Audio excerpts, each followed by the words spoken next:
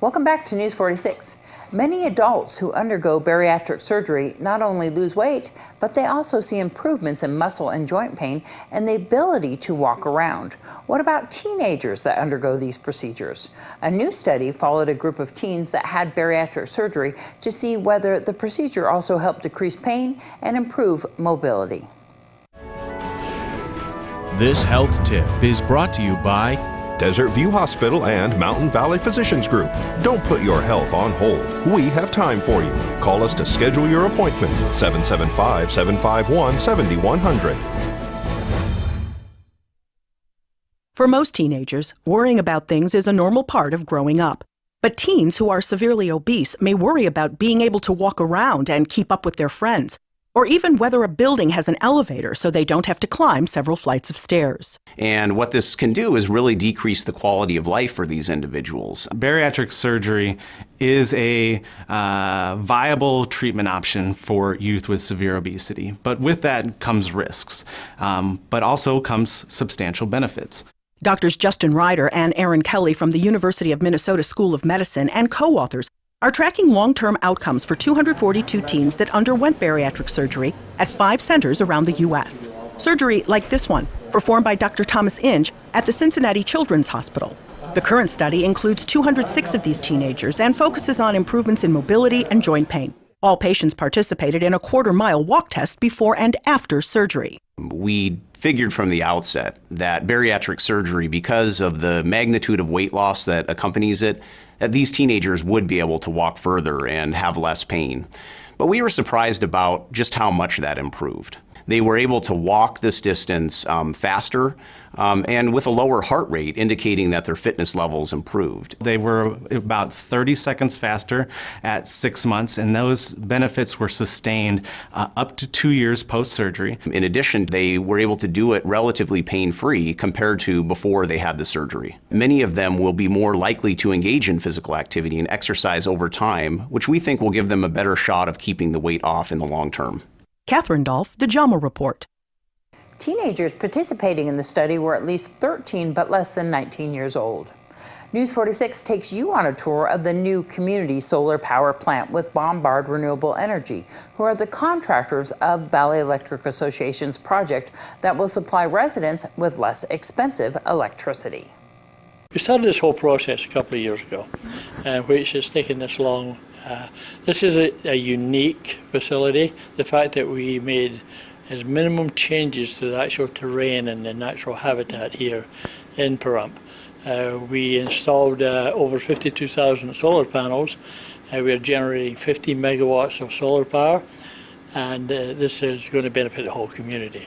But we did it without affecting the natural terrain, and by doing that we went through and we removed all the terraces.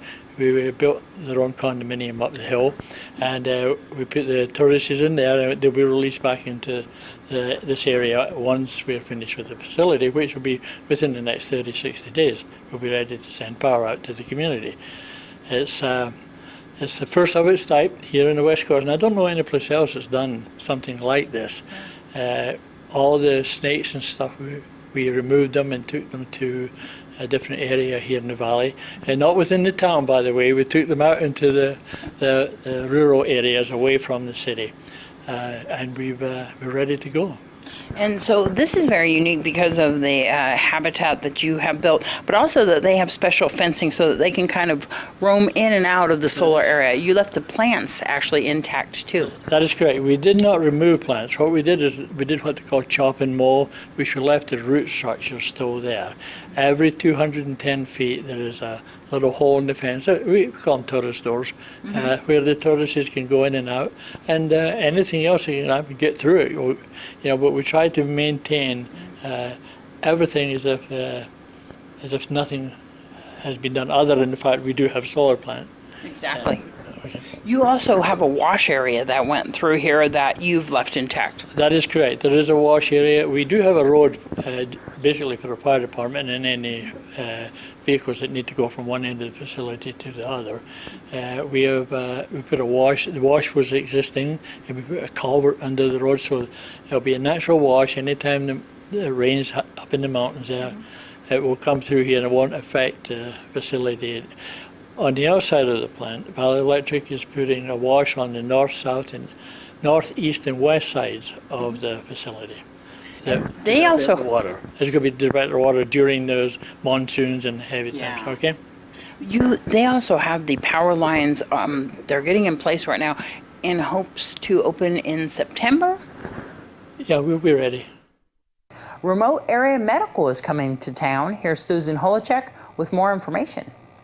Oh my God, RAM is coming up. Let's get ready. So RAM is Remote Area Medical.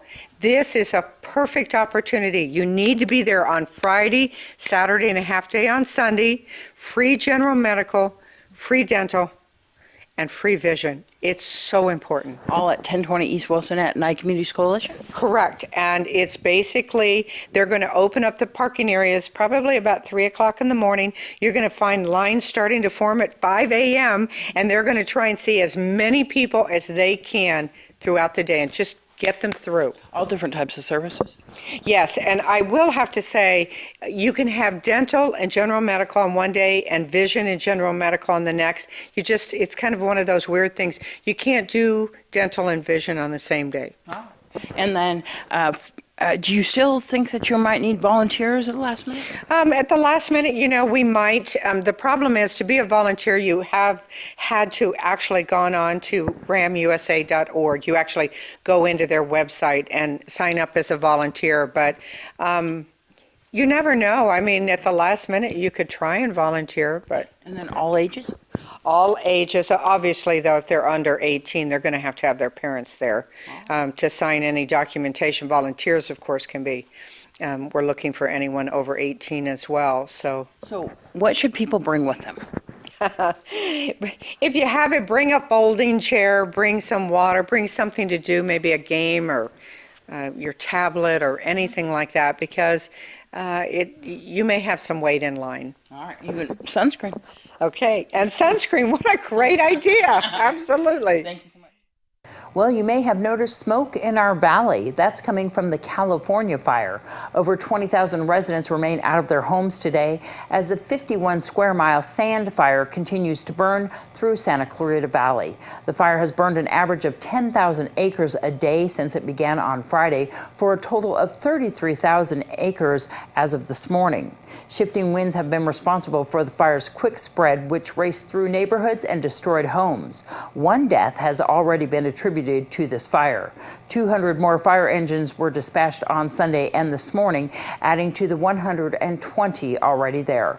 The fire was only at a 10% containment as of today, and more than 1,500 homes are threatened. News 46 will return in just a moment.